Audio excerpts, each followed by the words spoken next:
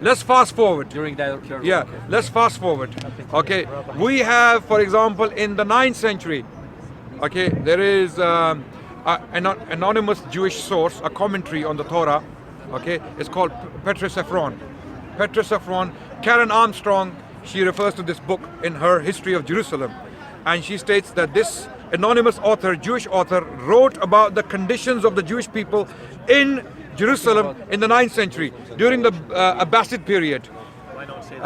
He states that we have been honored by the Ishmaelites, that we worship together the same God in this holy place. In other words, he was praising the condition of the Jewish people under Islamic domain. Then we have other testimonies from, I'm giving you different dynasties very quickly because time is running out and Joseph needs to talk about this, yeah? And I have written an article on this, by the way. This is why I know these sources, yeah? Then we move forward to the Ottoman period when Jerusalem was governed by the Ottomans. To be very precise, during the reign of Sultan Suleiman the Magnificent, who governed from 1520 to 1566, if I'm not mistaken. Right? He governed 46 years. During his reign, the Jewish people flourished in Jerusalem. How do we know this? A scholar named Amnon Cohen, who published his book in 1994, and the book is titled A World from Within. The court records from the Islamic Court of Jerusalem. In these 2 volumes, he discusses the history of the Jewish cases. Are you listening, everyone? Jewish cases filed within the Islamic Court of Jerusalem. So he studied cases from the year 1500 to 1570. 70 years of cases he studied. He came up with 1,000 Jewish cases filed in the Sharia court, filed by the Jewish people voluntarily. And Amnon Cohen, being a Jewish scholar from Israel, he wanted to know why the Jews were doing that. Why were they going to the Sharia court, even though they had their Beth Dins, they had their own Jewish courts in Jerusalem. But he states, this is a Jewish Israeli scholar, in 1994, he states, based upon his study, this was because the Jews expected justice to come quicker from the Sharia court than their own courts. And cases vary from for example, from a case about nafaka, what we call, provisions. If a wife has been divorced and she needs provisions from the husband, and there are other domestic cases being discussed in these courts. So his conclusion is that the Jews of Jerusalem in the 16th century were more prosperous than the Muslims were. So perfect. Okay. Okay. Wait. Of course, Joseph. I mean, you don't do quick fire. You really don't do quick fire. I'm finishing because this topic is so important. And yeah, but I'm coming back. To the zakat issue. Can we stop so and then do zakat? These examples from different dynasties in different periods in different places show you what general pattern of Muslim behavior was: kind, generous, and harmonious towards the Jews, right? The Jewish people flourished in different ways. I can give you examples. Joseph, please. I was very patient listening to you. Be patient with me as well. I know some of this information is difficult to fathom. But I'm giving references. Wrong, right? And most references I gave are from Jewish sources, by the way. Even Bernard Lewis, someone like Bernard Lewis, a staunch Zionist, who advised the US government to attack Iraq in 2003, even him in his book Jews of Islam acknowledges that the Muslims treated the Jews with generosity in comparison to what was happening to them in Christian Europe. Okay, so and over 1,000 years, Bernard Lewis states, for over 1,000 years, Jews survived extinction due to Muslim protection for over 1,000 years. And he also states 90% of the Jewish population of the world survived destruction under the protection of Islam and Muslims. Bernard Lewis, again, My references are very clear. Go and check and come back to me if I'm lying. Okay. Okay. Now, next point, zakat. Can we come back to zakat? No. You raised it. You raised it. Please be patient with me. I'm finishing very soon and you can come back. I will listen to you patiently. No, you can't come in because it's me and Joseph. Okay. So, zakat issue. Now, Joseph made a claim that zakat is fixed and jizya is not fixed. Actually, that's not true as well, because in our earliest sources, we are told, firstly, the primary rule to deal with the non-Muslims. What is the primary rule? In Bukhari, we have a statement from the second Caliph of Islam, Umar bin Khattab. Umar was the second Caliph of Islam. And what did the Prophet say about him? Alaykum bi sunnati wa sunnati al-khulafa al-rashidin al-mahdin min ba'di. Upon you is my way and the way of my rightly guided caliphs. Who were they? Umar is one of them, so we have to follow him. Umar, upon his deathbed, when his stomach was split open, dying man, he advised for his successor. He stated, whoever succeeds me, beware of the rights of the non-Muslims. Do not overburden them. Do not put a burden upon them more than they can bear. Umar, the second Caliph of Islam, the words of a dying man, right? These words were directly relevant to the Jewish people, okay? Because who was he talking about? He was talking about the Jews and the Christians, okay? So what is jizya? Jizya is 1 gold coin per year. It is clearly stated in Futul Buldan, Imam Buladhuri's book, Futul Buldan, The Conquest of Lands. In that book, there are documents that clearly state that the jizya is 1 gold coin every year, which is 4 grams of gold, in current value 200 pounds a year. So if there is a millionaire Jewish merchant who has £1 million in his bank account, in theory, theoretically, according to the Islamic sources, he has to pay 200 pounds every year. If a Muslim has £1 million in his bank account, he must pay 2.5%, which is 25,000 pounds. Where is justice in that? I, as a Muslim, can stand up here and say, you know what, Islam is actually not just to the Muslim people. Islam is more just to the Jewish people. The Jewish merchant has to pay 200 pounds every year, even though he may have £1 million in his bank account. But me, I have to give 25,000 pounds over or for £1 million. Now, this is theoretically the earliest Islamic sources. What happened later on, no doubt, sources are abused, they were misused. Even today, groups like ISIS and other extremist entities are using sources to abuse. The Jewish people are doing it. The state of Israel is abusing, misusing the Jewish sources. So we have extremists, we have unpleasant characters, we have people who abuse our sources throughout our history. Jews did it, Muslims did it, Christians did it. So the good thing about us, me and Joseph, is that we are brothers in that thought. Why? Because he also believes that there are extremist Jews who do extreme things and abuse the sources. I also believe that there are Muslims who are extremist Muslims who abuse the sources. Now, over to you. Sorry, do apologize for long that was speech. supposed to be a quick fire round. But you're raising points, they need to be responded. It's fine. Your turn to respond, and then what I want to point out is what just happened then. So, we went to the Almohads, and we agreed on the Almohads. They're not good Muslims. You brought a proof which was Maimonides. And we then established that actually your understanding of Maimonides maybe isn't the Jewish understanding of Maimonides. And the Jewish understanding of Maimonides is that he was persecuted under Islam.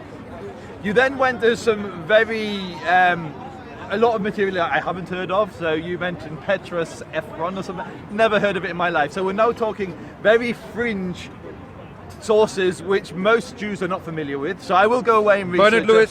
Bernard Lewis he's a historian. He's got nothing to do with the actual. I'm talking about Jewish the historian. I'm talking about the source material. And then you mentioned, and you went to the 16th century Ottomans in Israel. Now I would encourage anybody to type into Google 1517 massacre of Jews in Hebron. The Jews were massacred by Ottomans in Hebron, in Israel. And so again, at a time when you've given us Jews having a good straight to the massacre, at a time when Jews were supposed to not being persecuted, there's a clear evidence of not just persecution, but a massacre taking place in the very land you said it was supposed to be amazing. Now, you've said a lot of truth. There were Jews that did achieve great positions, including Maimonides, in Islamic society. But achieving a high position in some Islamic societies does not mean that Jews have been treated well throughout Islamic history. The Jewish understanding, if you speak to any of the Jews from the Middle East, almost all of them will universally tell you that they suffered in modern history and in ancient history. And so I believe Jews and Muslims can and will coexist. I think we have more in common than that divides us, and I think we do have a rich history of coexistence. But I think there needs to be a recognition from many Muslims that history isn't as they see it through these rose-tinted glasses, but their ancestors have inflicted pain upon my ancestors. And you can go right the way back to Muhammad. You can go back to the Battle of the Trenches. You can go back to the beheading of Jews. You can go, but from the very, very beginning, there has been persecution. Now you can justify that and say they were treacherous, they betrayed Muhammad, therefore, but to this day... You're doing it for me. But to this day, because of a battle that took place hundreds and hundreds and hundreds of years ago, I, a Jew, am not allowed to step foot in Mecca and Medina.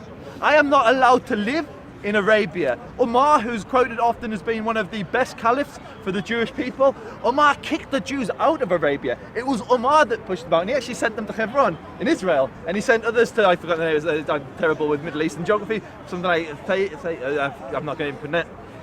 People can look up the other place. You're making a lot of points, and it's going to take me a long time to respond to all of them. So if you don't want a long response, keep it short, and I'll keep it short. Okay. Yeah, because you're throwing Omar, you're throwing Jews in. All I'm doing is saying, and it's a very simple statement, that anybody who believes that the Jewish existence under Islam was consistently good is consistently stupid. There has been good times and bad times. There have been good Muslims and bad Muslims, good Jews and bad Jews. Now to bring it back to the jizya, you said no, you didn't let me do this. No problem. Continue, carry on. Then, but my response is going to be. But I'm trying to keep mine as brief as possible, just for the sake of the engagement of the audience. Okay. Go on long, extensively. Talk about all the things I mentioned, all the sources I gave. What's your response to those sources? I'm going to go to. So to be honest, I would have to go away and read them. So I know the epistle, I know Maimonides well. So if what I'm saying is true, you're going to come back next week. You're going to come back and confirm everything I said. Okay, good. Absolutely. But like you mentioned one source, I don't think any Jew I know has heard of, Petros Ephron. Is that what you called it? I got the source from Karen Armstrong. She's not Jewish though, so she's a nun. So, she's a nun. So if she's not Jewish, that means she's lying? No, I'm just saying I don't know if this is something that Jews recognize. She actually taught at a rabbinic school, by the way. I don't know if you know this. Karen Armstrong was teaching at a rabbinic school. I find that hard to believe because they're quite gender segregated rabbinic schools. Yeah, she was teaching at a rabbinic school. No, so and you go to a rabbinic school, and the book only, which I find that the history of Jerusalem. The history of Jerusalem. That's where I got the source Petros Ephron from, which she quoted in her book. So it is very clear. I mean, every single thing I'm quoting, please do ask me if you want to know the source. But so hadith. You mentioned that the jizya is 1 gold coin. That was your words, not mine. So I'm going to read you one of the hadith, and you can tell me if it's correct or incorrect. Where is the source? So the source is. What website are you reading it from? Firstly, tell me the website. It's from one of the hadith websites, sunnah.com or whatever. This is not. I put together a spreadsheet. Okay. But so I'll tell you where it is, and I'll tell you which book it is. Oh, good. So Muwatta Malik. Okay. Zakat, book 17, hadith 44. Zakat. Book 17, hadith 44. Okay. So, by the way, Muwatta is not all authentic. Okay, that's fine. Okay. But this is what he says. Yahya related to me from Malik, from Nafi, from Aslam, the Mullah of Umar ibn al-Khattab, that Umar ibn al-Khattab imposed a jizya tax of. Is it going to be a gold coin or is it going to be something else? Okay. 4 dinars on those living where gold was the currency, and 40 dirhams on those living and receive them as guests for 3 days. Now, first and foremost, all I'm doing here is stating that it wasn't 1 gold coin. And if you read, there's various hadith that talk about this. It literally depends where they're living, and they put conditions. So if you're traveling through a land, you're taxed at a different rate as if you live in that land. And so the belief that Jews pay a fixed gold coin is wrong. On Okay. people of the book, Okay. it's, according to Muwatta. I then also want to read why the Jews pay the jizya. What does the Quran say, and how is that explained by the Hadith? So the Quran, and forgive me, I'm not an Arab, my so response is going to be very long. uh, Beware of the fact, yeah? So the It's gonna be very long. Quran says Sagirun. Yeah, is that right? Sagirun, have I pronounced it right? And now, could you just give me the literal translation of Sagirun? Subdued. Subdued. So the people of the book will pay the jizya to be. Subdued. So, if you're subduing somebody, that's not a positive thing. Imagine if the British government today said that the non-Muslims, they're going to pay 20% tax because the state needs to function, we need to feed the poor, we need That to pay would be for the military. unfair. That would be The unfair. Muslims, we're going to charge them a separate tax so that they can be subdued. Imagine Theresa May gets up in Parliament and says the Muslims are going to pay a tax so they can be subdued. Now, Are you done? nearly. Okay, nearly. Anybody that tells you the jizya is a good thing is mistaken. What is a good thing is that me and my brother Adnan, we pay the same tax. Muslim, Jew, we are the same under the eyes of the law. You wanna pay I more? don't have a tax. We just pay more. We just Sorry, anyway, go on. Sorry. Lost my chain of thought now. So, under the eyes of the law, we should be seen as the same. There shouldn't be a tax to subdue me. There shouldn't be a Jew tax to subdue the Jew. There should be an equal tax. It should be proportional to our income, not our religion. Okay, very, very good. Joseph, I'll try to make it as quick as possible. Thank you. Right? Firstly, coming to the pogroms against the Jewish people, he mentions 1517. I am perfectly willing to accept that it may have happened, although I have to go and check the circumstances around that. I'll give you other examples. I'll help Joseph in his case that there were definitely pogroms and massacres of the Jewish people throughout the vast, period of Muslim history. And Christian history as well. One happened in 1066 in Granada, in Spain, right? One happened possibly in 1517, what he's talking about. Two, there might be 5 or 6 or 7 more examples. But if you look at these 5, 6, 7 more examples, which may have some context to them, we don't know the context. Who did it? Why did they do it? They may be extremists, there may be some crazy nutters, because one of the prime ministers, Samuel Harnagid, was actually killed during this pogrom I'm talking about. He was the prime minister and he was killed in 1066 in Granada. So it is very possible that these things happen. But the point I'm making is that the general pattern of Muslim behavior towards the Jewish people was kind, generous, to an extent that where Jewish people themselves are paying tributes to the Muslim treatment. I gave plenty of references earlier where the Jewish people are praising. For example, another example, Salonika. Salonika was an important Jewish center where the Jews flourished under the Ottoman rule. Why did the Jews come to Salonika is the question. Where did they come from? Can you remember that's my life? Now, when the Catholic monarchs Remember to took take it off, yeah, when you go. the last stronghold from the Muslims in Spain, Granada in 1492, then followed a heavy persecution of the Jews as well as the Muslims.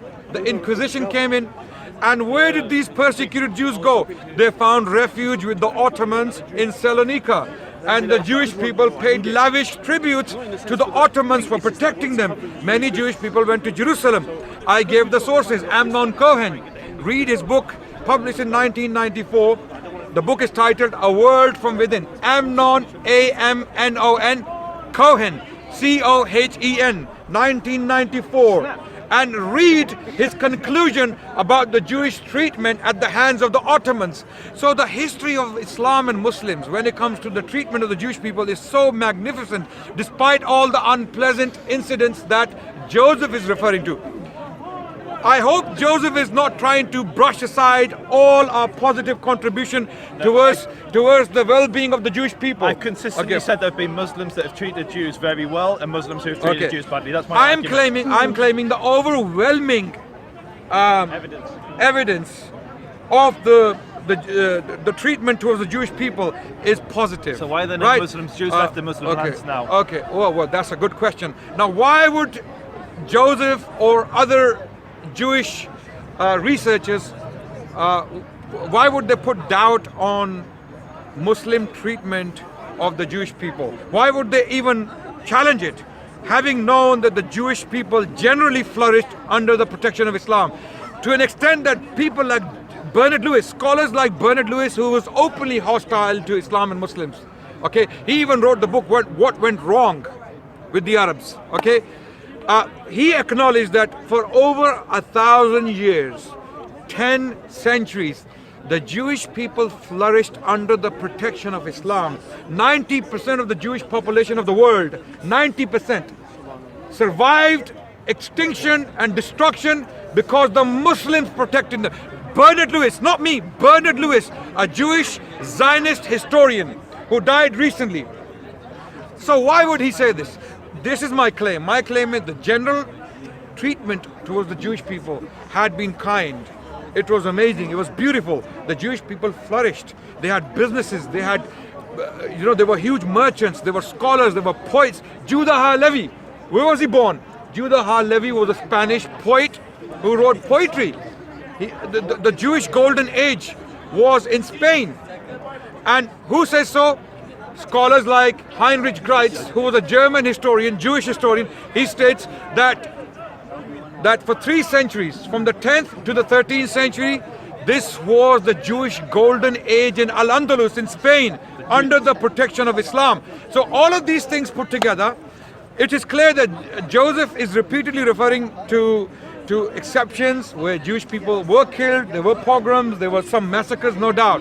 Okay, why they happened, what caused them, is a very good question we can look into. But you cannot look at those examples and say this is exactly what happened, which you have acknowledged clearly. You have acknowledged that there were good periods. My claim is the good period overwhelmingly outweighs the bad period. This is my point. So very quickly, let me move on. The golden age for He's carrying on. the golden age for Judaism wasn't Al-Andalus. Muslims often say that the golden age for Jews was Moses. You can make that and then point. the Talmudic period. Okay, the Talmud is our greatest. You can make that point when it's your turn. Okay. Let me continue with what I'm saying. So coming back to jizya issue. Yeah. Joseph very intelligently, okay, did an academic thing which I highly respect. I respect this academic attitude towards our sources.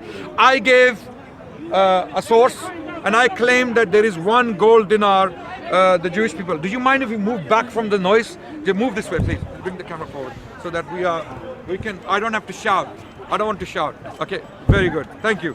Joseph did the right thing by bringing a source from the Muslim hadith literature where it is stated that they pay 4 dinars. First of all, I am not too sure about the authenticity of that particular report, but let's assume it's authentic. Let's assume it is authentic. It still helps my point. It still helps my point. Firstly, I gave a very powerful source from Bukhari, where Umar said, my advice to my successors is, do not overburden the non-Muslims. Do not overburden them. This is our general pattern. This is what we follow. This is our ideal. Okay? Now, Joseph said 4 dinars, not 1. How much is 4 dinars? Okay, multiply by, let's say, 200 pounds multiplied by 4. How much is that? 800 pounds? If even then, you know what I pay? You know what I pay in Britain? You know how much my council tax is? Anyone? Anyone? Over 1,000 pounds. I'm paying over 1,000 pounds in council tax. Then I'm paying fuel tax. When I put petrol in, 90% is tax. Then I'm paying tax on income tax, VAT, value added tax even for shitting, I'm sorry.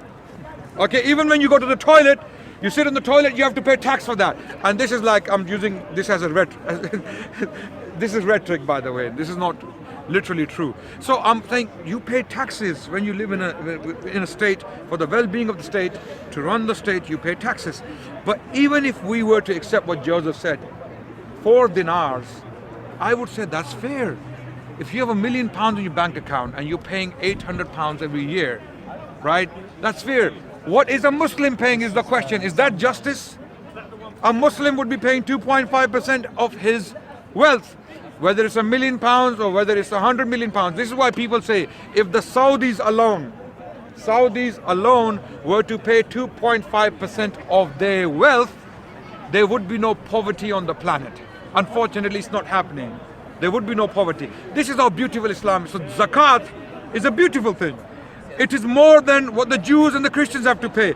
This is very, very clear in Muslim sources, and you're confirming that. So these are my responses to your point. Go ahead.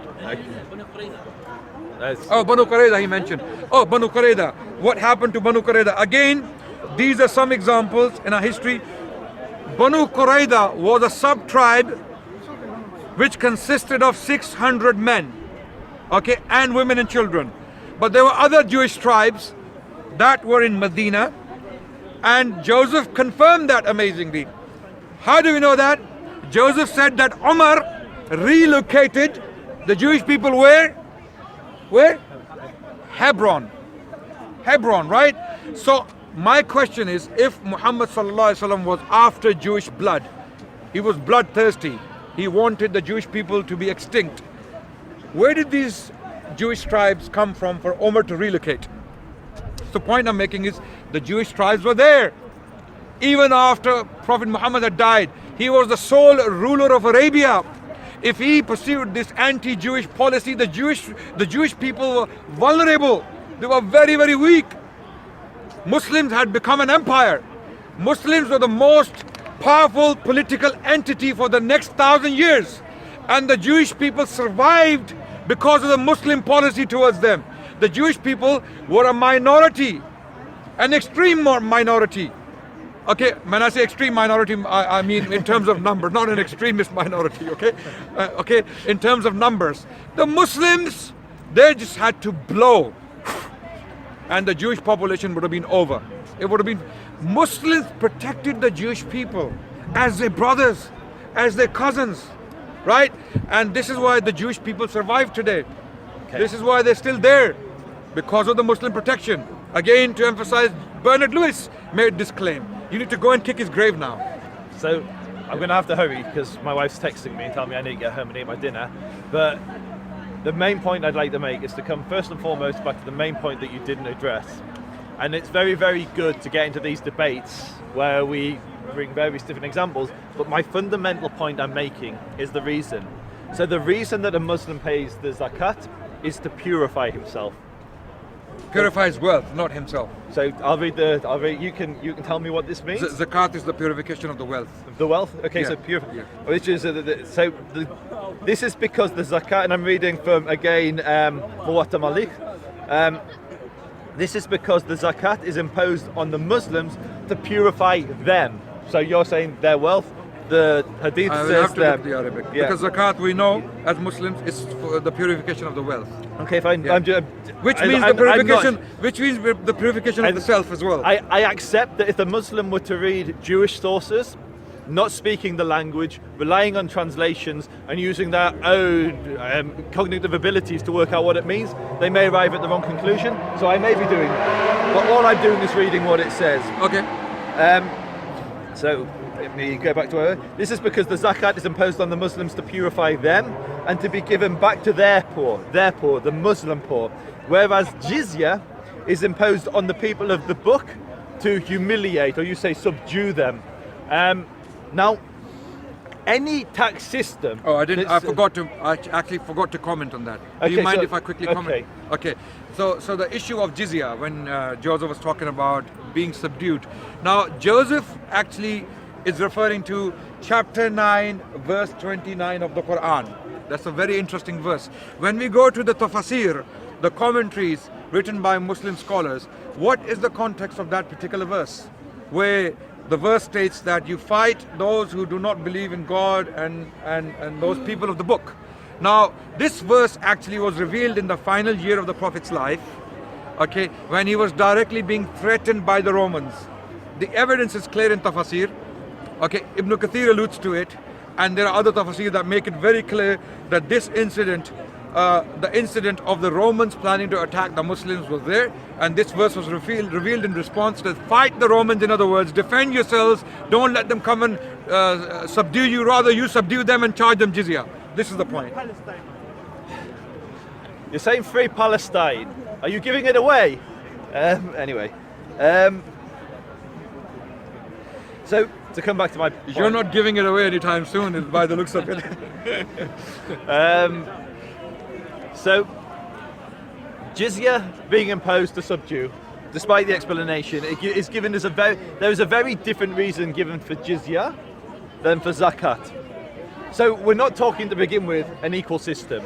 So an equal system is I where agree. we're all equal under the law. It's not equal. Yes. This is my fundamental point. Muslims are discriminated. In any Islamic Muslims society, have to pay more. No, That's not equal. It's actually not equal. There is no fixed jizya. There is no fixed jizya. And I can give you countless examples, not on me today, I'll have to bring sources. It is fixed. I believe it's fixed. Of Jews that had to pay for higher. Now you can say they paid for higher because, what do you call it? Because Can you give me an example of when Jews paid higher? So I'll have to come back next week and do it. There's a book there's a book called Islamic Imperialism by a writer called Ephraim Karsh. He goes to great lengths. I can't remember the source, but he gives an example of where when Cairo is captured in the first Islamic conquest that conquered Cairo. You can tell me who that would be, Rashidun? Yes, just carry on. Amr bin As captured Cairo.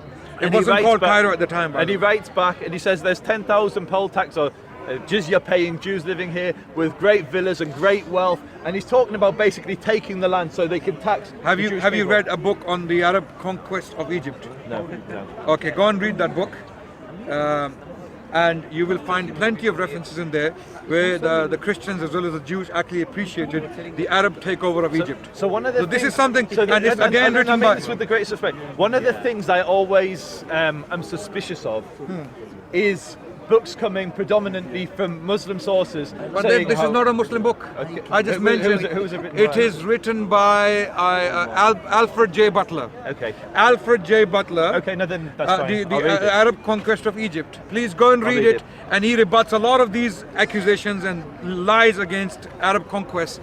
You will be fascinated. You'll be blown away. Alfred J. Butler. So one of what's been consistent in Adnan's argument is that when the Muslim armies invaded, the Jewish people welcomed them. Yes. And there are certainly cases like Toledo and Granada where that was the case. No, even when Tariq bin Ziyad entered, Zion Zohar, a Jewish historian, in his book, states that when the Muslims landed at Gibraltar, the Jews of Spain welcomed them as liberators. This is what my argument is. It's exactly what It's a Jewish historian said this. I'm saying there are definitely examples of that happening. But I'm saying what tends to happen is when Muslims look back on history, they assume it was always like that. Oh, and we never claimed that. Okay. Did anyone claim that? No. Okay, fine. Yeah. So then we're in I'm saying the agreement. overwhelming period of coexistence and peaceful harmony and flourishing of the Jewish people and their prosperity is overwhelming. But the evidence is overwhelming. Except for all the massacres we went through. Yeah, there were exceptions, no doubt. We already acknowledged, but in a But- thousand and years, the main point, it's my turn. Yeah. The main point I want to make is if life was so great under Islam, and life was so good living under Islam and under the Caliphate or under Muslim rule, was it not? it was good at times and bad at times. This is what I'm So saying. all the examples I gave, do you think? So that, can I what just impression- just make my point? Yeah. The minute that Jews could escape Islamic lands, they fled. There were 1 million Jews living in Muslim countries around 80 years ago. There was 1 million Jews living there. In Arab lands, I believe there were 850,000 Jews. Today, there's less than 3,000, and they're predominantly in Morocco. The synagogue round the corner from me has more Jews than the entire Arab world. Let that sink in. The synagogue, one synagogue,